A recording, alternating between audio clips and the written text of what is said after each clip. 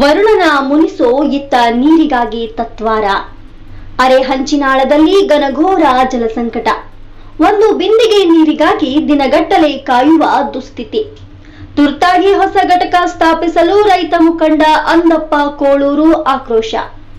ಕೂಕನೂರು ಒಂದೆಡೆ ಕೈಕೊಟ್ಟ ಮುಂಗಾರು ಬಿತ್ತನೆ ನಂಬಿದ ರೈತನ ಕಣ್ಣಲ್ಲಿ ಕಣ್ಣೀರು ತರಿಸಿದ್ರೆ, ಮತ್ತೊಂದೆಡೆ ಹನಿ ನೀರಿಗೂ ಹಾಹಾಕಾರ ಸೃಷ್ಟಿಯಾಗಿರುವ ದ್ವಂದ್ವ ಮಾರುತಗಳು ಕೊಪ್ಪಳ ಜಿಲ್ಲೆಯ ಕೂಕನೂರು ತಾಲೂಕಿನ ಅರೆಹಂಚಿನಾಳ ಗ್ರಾಮವನ್ನ ತಲ್ಲಣಗೊಳಿಸಿವೆ. ಆಕಾಶದತ್ತ ಮುಖ ಮಾಡಿ ಕುಳಿತಿರುವ ಜನರಿಗೆ ಈಗ ಕುಡಿಯುವ ನೀರಿಗಾಗಿ ರಕ್ತ ಸಿಕ್ತ ಎನ್ನಬಹುದಾದ ಹೋರಾಟ ಮಾಡುವ ಪರಿಸ್ಥಿತಿ ಎದುರಾಗಿದೆ. 2,500 ಜನಸಂಖ್ಯೆಗೆ ಒಂದೇ ಘಟಕ ವ್ಯವಸ್ಥೆಯ ಅಣಕ. ಅರೆಹಂಚಿನಾಳ ಗ್ರಾಮವು 2,500ಕ್ಕೂ ಅಧಿಕ ಜನಸಂಖ್ಯೆಯನ್ನ ಹೊಂದಿರುವ ದೊಡ್ಡ ಗ್ರಾಮ. ಆದ್ರೆ ಇಡೀ ಊರಿನ ಬಾಯಾರಿಕೆ ನೀಗಿಸಲು ಇರುವುದು ಕೇವಲ ಒಂದೇ ಒಂದು ಶುದ್ಧ ಕುಡಿಯುವ ನೀರಿನ ಘಟಕ. ಗಾಯದ ಮೇಲೆ ಬರೆ ಎಳೆದಂತೆ ಪಕ್ಕದ ತಿಮ್ಮಾಪುರ ಗ್ರಾಮದಲ್ಲೂ ನೀರಿನ ಸೌಲಭ್ಯವಿಲ್ಲದ ಕಾರಣ ಅಲ್ಲಿನ ಜನರು ಇದೇ ಗ್ರಾಮಕ್ಕೆ ಲಗ್ಗೆ ಇಡುತ್ತಿದ್ದಾರೆ.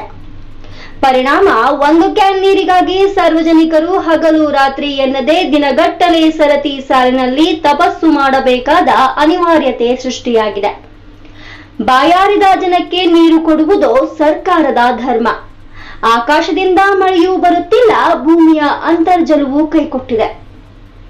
ಇಂತಹ ಕಠಿಣ ಪರಿಸ್ಥಿತಿಯಲ್ಲಿ 2,500 ಜನರಿರುವ ಊರಿಗೆ ಒಂದೇ ಘಟಕ ನೀಡುವುದು ಜನತೆಯ ಜೀವದೊಂದಿಗೆ ಆಟವಾಡಿದಂತೆ.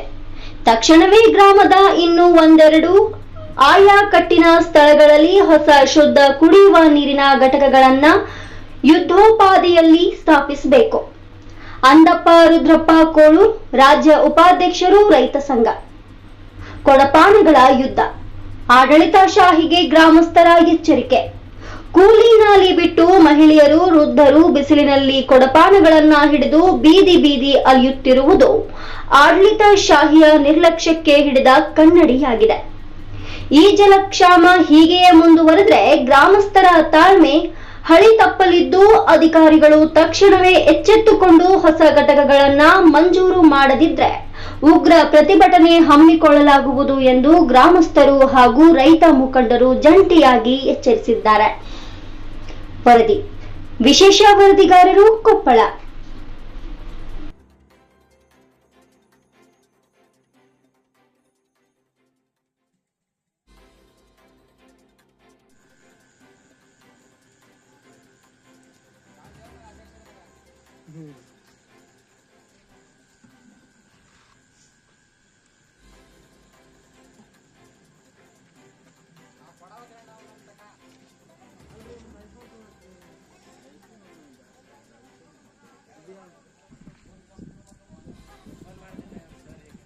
ಈ ಕೊಪ್ಪಳ ಜಿಲ್ಲೆ ಈಗ ಏನೈತಿ ಅಂದ್ರೆ ಎರೆಂಚ ಗ್ರಾಮದಲ್ಲಿ ಈಗ ಶುದ್ಧ ನೀರು ಕುಡಿಯೋ ನೀರಿನ ಘಟಕ ಈ ಒಂದೇದೈತಿ. ಈಗ ಇನ್ನೊಂದು ಶುದ್ಧ ನೀರಿನ ಘಟಕನ ಒಂದು ಸ್ಥಾಪನೆ ಮಾಡ್ಬೇಕು ಸರ್ಕಾರ.